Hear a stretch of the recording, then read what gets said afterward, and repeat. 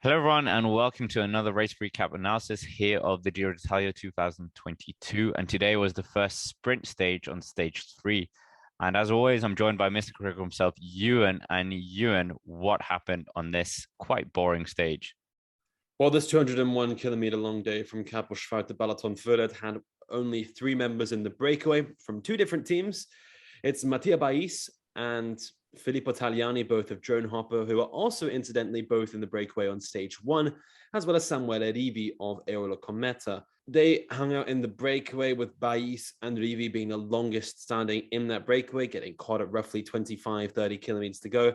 After that, the peloton really raved down. They headed up the category 4 climb with roughly 10 kilometers to go. There we saw Pascal Aencorn attack for the points. He stayed out in front for about 5 kilometers before getting caught by the sprinting teams. With 2 kilometers to go, it looked like we had Antomarche in the mix. It looked like we had Groupama in the mix. However, at 1.4 kilometers to go, Davide Ballerini punched a hole through the peloton, bringing forward Mark Cavendish alongside Michael Merkel and Bert van Leeberge to deliver one of the best leadouts of the year for the Belgian squad. They delivered Cavendish all the way to the line as the Max Missile hit his targets once again at the Giro, getting his first stage win in 9 years at the race. Second place went to Groupama Française des Jeux, Arnaud Demar, and third place went to Fernando Gaviria, ahead of Biniam Girmay in fourth and Giacomo Nizzolo in fifth. Yeah, an absolutely incredible stage, and seeing Mark Cavendish return to the Giro in a winning fashion is always good to see. But Ewan, we have to talk about that Quick-Step Alpha Vinyl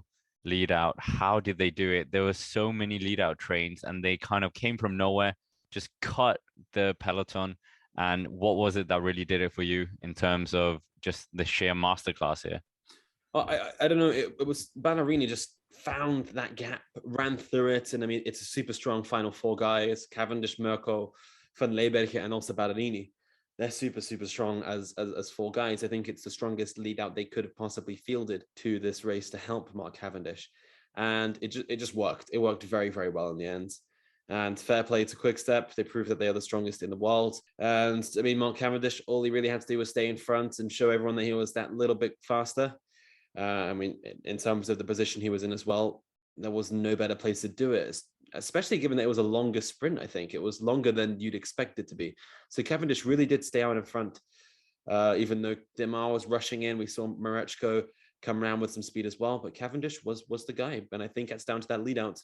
Performed really within that final 1 kilometer. And turning our attention next, well, we saw Lotto Soudal just completely collapsed in a way. Groupama FDJ could collapsed as well as a train. And Intermarché, of course, Biniam Girmay. Where best to start with than the formidable performance by his team? They did no work most of the stage, and then they just appeared out of nowhere in the final 2 kilometers. But where did it go wrong for the young Eritrean superstar? Well, he follows the wheel of Gaviria on the left-hand side of the road where there's not much open space. Once the sprint really opens, Gaviria goes right onto the barriers. The Deceuninck surge kind of forces everybody into that left-hand side of the road. Cavendish then launches. Demar's trying to not follow the wheel of Cavendish, but he's half-wheeling him. That leaves Biniam Girmay with no space to come through, even though I think he clearly shows he has the speed to go through. He could have got second at least. Giacomo Nizzolo took a very daredevil sprint. He persevered, found that little gap next to Gaviria, got fifth place. But also we see Dainese got a little bit boxed in. Consonni did the sprint completely in the saddle. Ed Turns was rocking and rolling with Arnaud Demar as well coming into the lead out. There are plenty of guys who are boxed out. It would have been the best line to be where Caleb Ewan was, but Ewan clearly did not have the acceleration to contend this one. But Girmay showed he definitely has what it takes to win a sprint stage at this Giro. In the next couple of days, it comes on Calabria on stage 5. Maybe there we could see the Eritreans open his Giro tally. This was quite telling because we always thought he was maybe, well, he's only his first year on, on the top level, seen as a huge contender after that Gent-Wevelgem victory, and of course incredible consistent performances in Paris-Nice. But we always thought it was more of a harder sprint that he favored, the kind that Mess Pilsen, etc. But do you think this really shined to the light that he is a pure sprinter as well? He can challenge on the flatter stages. Yeah, he's a bit like Sagan now, isn't he? From 2013 or so. Can sprint on the flats very well, sprints in the hills most strongly. And he's also a great classics rider who's a little bit courageous. Biniam Girmay, I think, is going to win that a stage at this Giro d'Italia. Which one will it be? I don't know. But today definitely demonstrated he is up there and here to contend that Malo Ciclamino. He went for the intermediate sprint as well, don't forget.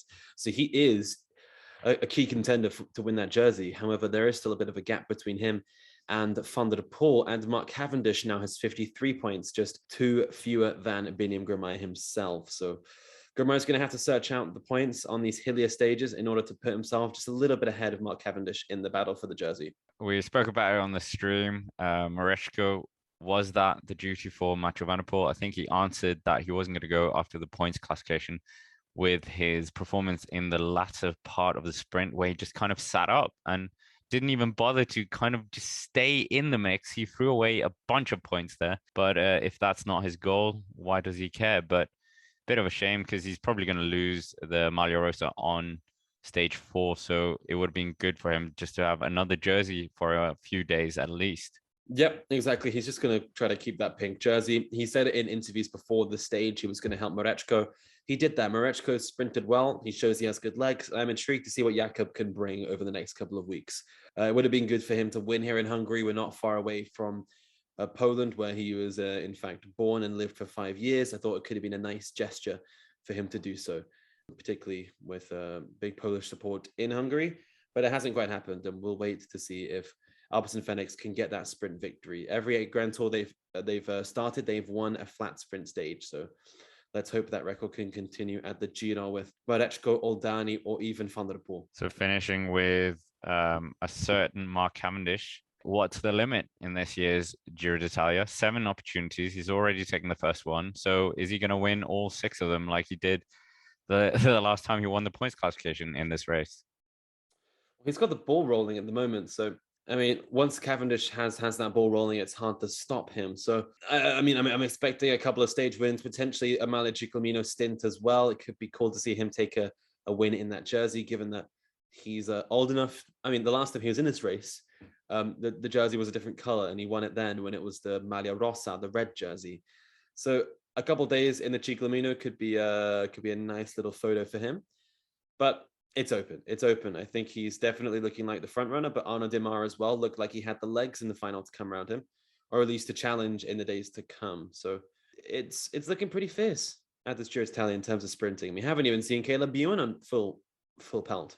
So that's basically it for our race recap analysis here of stage 3 of the Giro d'Italia, the last day in Hungary. And as always, thank you if you're listening on the podcast.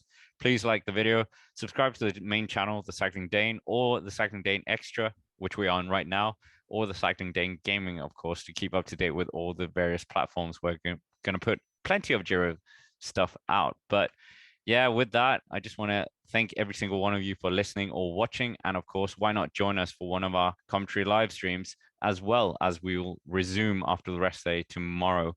So thank you for that, and we will see you around.